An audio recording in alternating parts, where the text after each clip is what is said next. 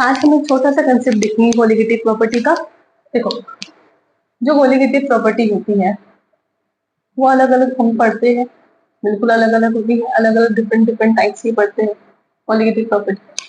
अब हमें एक चीज समझनी है कि उसके अंदर जो वेंट ऑफ फैक्टर जो हम ऐड करते हैं, जो मॉडिफाइड कोलिगेटिव प्रॉपर्टी बनती है, या फिर जो कोलिगेटिव प्रॉपर्टी हम इलेक्ट्रोलाइट्स के लिए बेसिकली लिखते हैं, वो जो होती है उसका फॉर्मूला कैसे मॉडिफाई होता है। तो देखो, पहली जो होती है वो क्या होती है, कोलिगेटिव प्रॉपर्टी, वो होती है RLVP, relative lowering of vapour pressure. वो होता है P नॉट सॉल्वेंट का, P नॉट 1 लिख दो, minus P of solution by में P of P nought 1 is equal to Chi2, that is N1 by N2 by N1 plus N। देखो ये तो होता है, Chi2 क्या होता है, N2 by N1 plus N2। दूसरी क्या होती है, delta TB is equal to MKP, है ना, MKP। तीसरी क्या होती है, delta TF is equal to MKF। और फोर्थ क्या होती है, फोर्थ होती है osmotic pressure, I is equal to CR। ठीक है, अब देखो यहाँ पे बेसिकली ना जो वेंटो फैक्टर कॉन्सेप्ट आता है ना, वो ये कहता है कि तुम्हें ये जानना है कि कितने पार्टिकल्स सॉल्यूट के एक्चुअल में वहां पर है ना। मतलब पार्टिकल्स को तुम डायरेक्टली नंबर ऑफ पार्टिकल्स यानी कि मोल्स, है ना, मोल्स से लिंक कर सकते हो।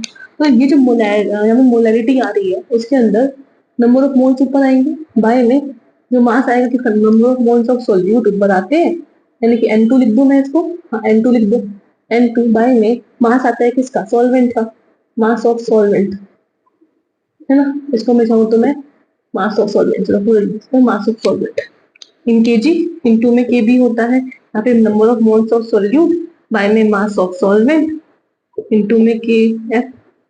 और यहाँ पे तुम लिखोगे number of moles of solvent, sorry solute, by में वॉल्यूम टोटल, है ना, इन लीटर, इनटू में क्या हो जाता है RT। तो तुम्हें कुछ नहीं करना, जहाँ पे भी number of moles of solute दिख रहा है ना, उसको वेंटो फैक्टर से मल्टीप्लाई करो। N2 को वेंटो फैक्टर से मल्टीप्लाई करा, हर जगह वेंटो फैक्टर, N2 ऊपर है I ऊपर आ गया, N2 ऊपर है I ऊपर आ गया, N2 ऊपर है I ऊपर आ गया, बस ये सारी की सारी चीजें याद रखी है। देखो बच्चों को ना ये याद रहता है कि वेंटो फैक्टर जो होता है ना, वो कोलिगेटिव प्रॉपर्टी से राइट हैंड साइड जो होता है वो मल्टीप्लाई हो जाता है, सब में मल्टीप्लाई हो रहा है। बस थोड़ा सा रिलेटिव लॉन्गिंग और वेपर प्रेशर में देखना कि कैसे मल्टीप्लाई हो, थोड़ा सा अलग थोड़ा सा होता है, इसमें डिनोमिनेटर में भी एक जगह आई आता है। ठीक है, तो ये सारे फॉर्मूले तुम्हें याद रखने होते हैं। That's all, thank you.